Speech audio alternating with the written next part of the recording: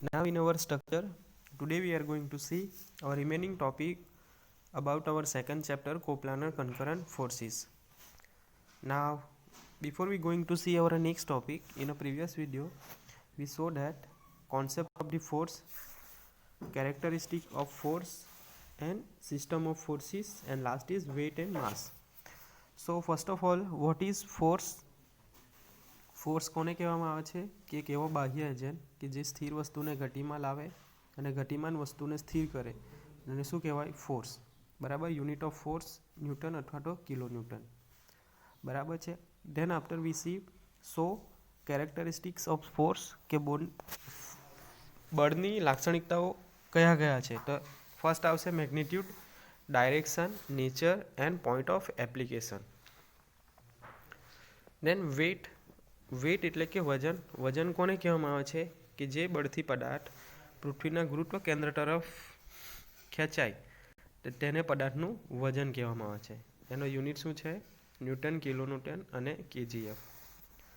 દેન દ્રવ્યમાન, માસ. તો પદાર્થમાં રહેલા દ્રવ્યના જથ્થાને દ્રવ્યમાન અથવા તો દળ કહે છે. એનો એકમ શું છે? કેજી અથવા તો ટન.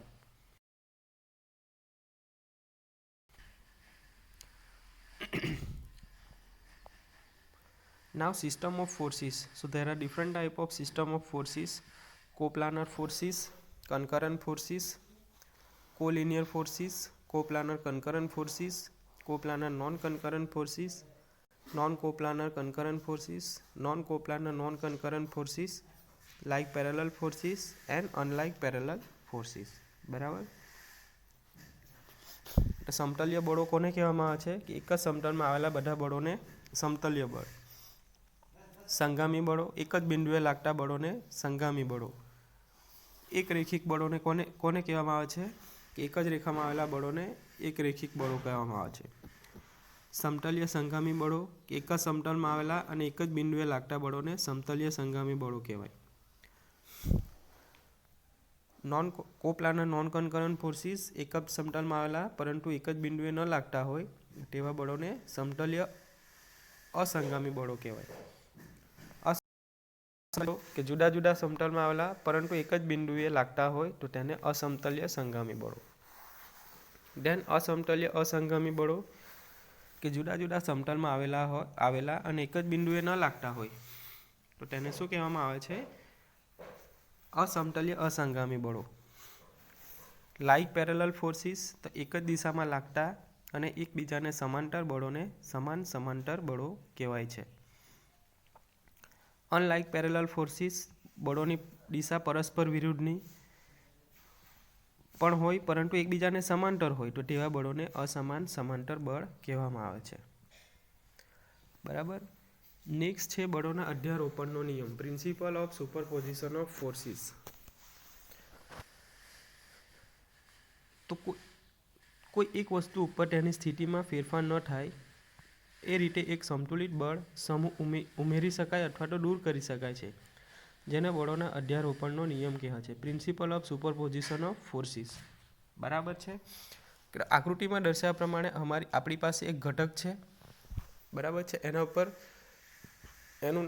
એને બી એ. બરાબર છે. તો એ પોઈન્ટ ઉપર 100 ન્યૂટનનું ફોર્સ લાગે છે. બરાબર. હવે આપણે શું કરીશું? બી પોઈન્ટ ઉપર 50 ન્યૂટન અને 50 ન્યૂટનનું બળ એપ્લાય કરીશું. બરાબર છે. વિરુદ્ધ દિશામાં. બરાબર. તો શું થશે? પદાર્થની સ્થિતિમાં કોઈ પણ ફેરફાર થશે નહીં. તો આને શું કહેવામાં આવે છે? Principle of superposition of forces.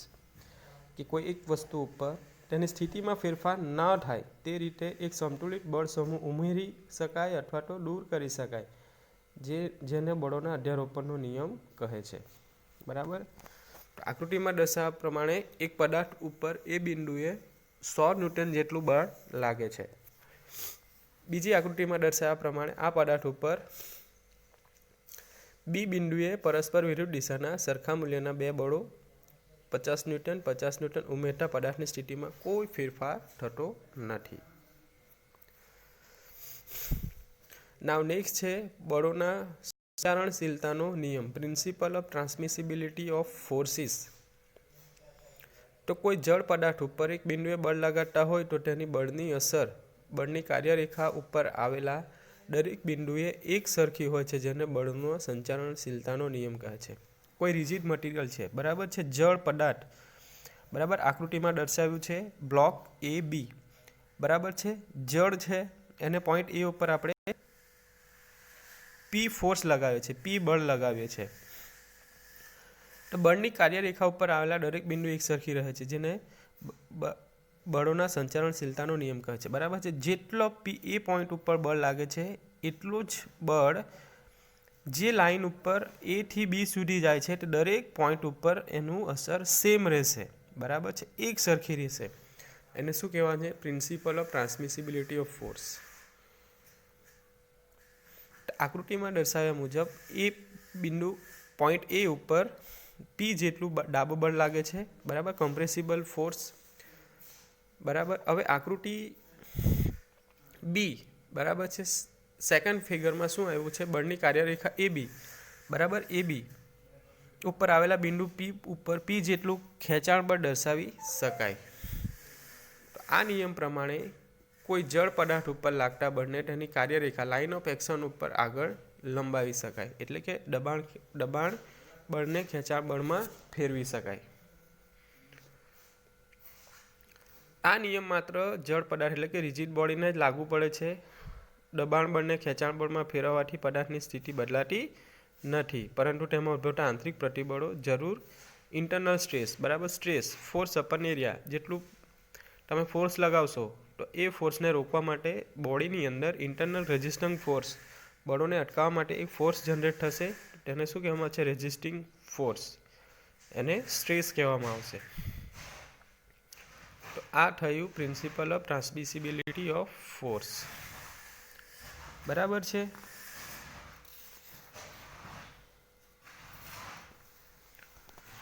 હવે નેક્સ્ટ છે રિઝલ્ટન્ટ ફોર્સ,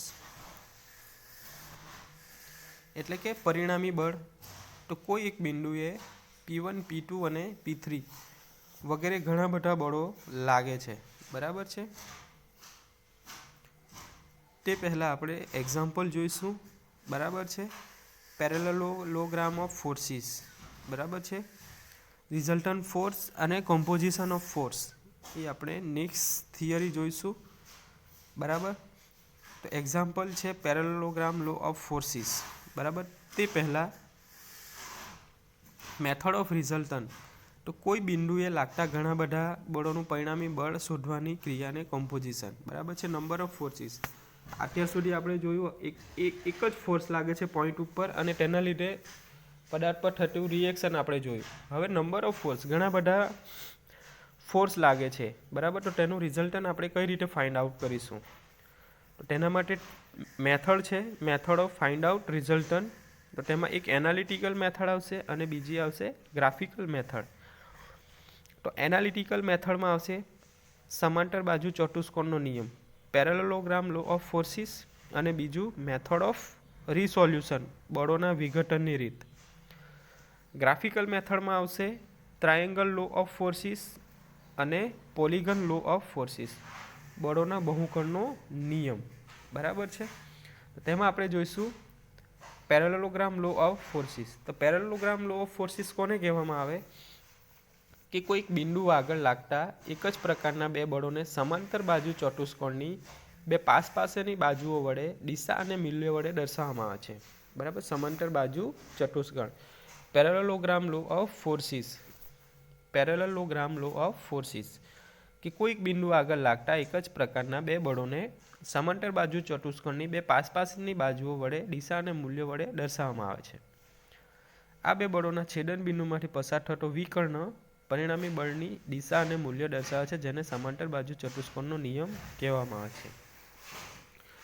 તો રિઝલ્ટન્ટ ફાઇન્ડ કરવા માટે આપણી પાસે ઇક્વેશન મળશે R=p² + q² + 2pq cos θ, અને tan આલ્ફા શું થશે? q sin θ / p + q cos θ, જ્યાં p અને q બે સંગામી બળો છે.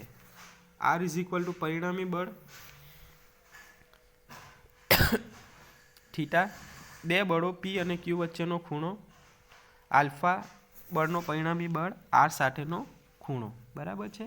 તો ઇક્વેશન યાદ રાખો, R is equal to square root of P square plus Q square plus 2pq cos theta. तो एग्जाम्पल है example on parallelogram law of forces.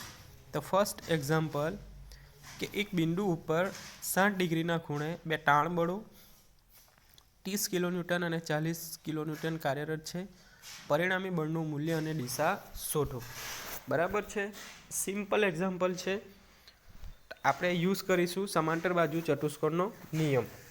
बराबर है। इक्वेशन આપણને याद है रिजल्टन फाइंड करवा माटे square root of P square plus Q square plus 2pq cos theta. बराबर। तो फर्स्ट ऑफ ऑल આપણે શું કરવાનું છે ફિગર ડ્રો કરવાની છે। બે બળો લાગે છે તાણ બળો 30 કિલોન્યુટન અને 40 કિલોન્યુટન। તો એ આપણે દર્શાવીશું P is equal two 30 kilonewton, Q equal to 40 kilonewton. બરાબર છે।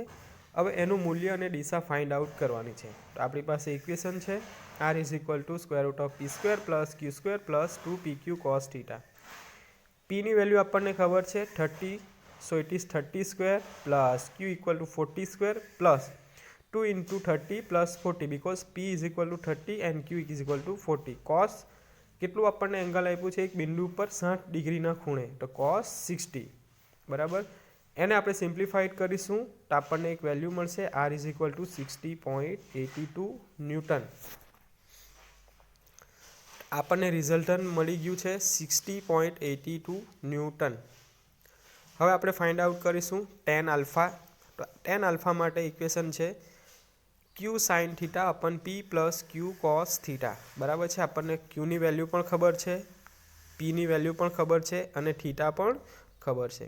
તો વેલ્યુ પુટ કરીશું એટલે આપણને આલ્ફા મળી જશે tan આલ્ફા। સો 40 sin 60 ભાગ્યા 30 પ્લસ 40 cos 60। બરાબર। તો સિમ્પ્લિફાઈડ કરીશું તો આપણને એક વેલ્યુ મળશે tan alpha is equal to 0.6928। बराबर। आल्फा फाइंड करवामां छे आपणे tan इनवर्स करीशुं। So alpha is equal to tan inverse 0.6928। So alpha is equal to 34.71 degree. आपने दिशा अने मूल्य मळी जशे। सेम एक्जाम्पल है सेकंड एक्जाम्पल कोईक बिंदु आगळ 60 ना खूणे लागता बे संगामी बळो 100 न्यूटन दाब बळ અને 80 न्यूटन ताण बळનું परिणामी बळનું मूल्य અને 80 न्यूटन बळनी साथेनी दिशा शोधो। बराबर है। सेम एक्जाम्पल है। बराबर है। आर फाइंड करवानुं छे, पी नी वेल्यू है, क्यू नी वेल्यू है। बराबर। तो आर शुं थशे square root of 100 square plus q is equal to 80 square plus 2 into 100 into 80 cos 120। so square root of 8400। so r is equal to 91.65 kilo Newton. r ની value મળી ગઈ। tan alpha फाइंड કરીશું। so tan alpha is equal to q sin theta upon p plus q cos theta। 80 sin 120 divided by 100 plus 80 cos 120। so it is 1.154। tan alpha is equal to 1.154। so alpha is equal to tan inverse 1.154। so alpha is equal to 49.10 degree. आ रीते आपने दिशा अने मूल्य find करी शकाय परिणामी बळ माटे। बराबर है। Same example third example 100 kilonewton और क्यू किलोन्यूटन। आमां शुं आपी दीधुं छे आपने आर नी वेल्यू आपी दीधी है, परिणामी बळ आपी दीधुं छे, एक बळ आपी दीधुं छे 100 किलोन्यूटन और क्यू किलोन्यूटन अननोन फोर्स है आपणे फाइंड करवानुं छे। बराबर है। तो पी आपने 100 किलोन्यूटन आप्युं छे, क्यू आपणे फाइंड करवानुं छे, आर आपने 200 किलोन्यूटन आपी दीधुं छे अने थीटा 90 डिग्री है। सेम फॉर्म्युला यूज करीशुं R is equal to square root of P square plus Q square plus 2pq cos theta. R is equal to 200, P equal to 100 Q square plus 2 into 100 q cos 90। But we know that cos 90 is equal to 0। तो पूरेपूरी value 0 थी जैसे। तो 200 is equal to 100 square plus Q square square root of 100 square plus Q square. So Q square is equal to 200 square minus 100 square. सो आपने Q नी value मळी जशे 173.20 किलो न्यूटन। बराबर। तो सिम्पली एक ज फॉर्म्युला यूज करवानी है।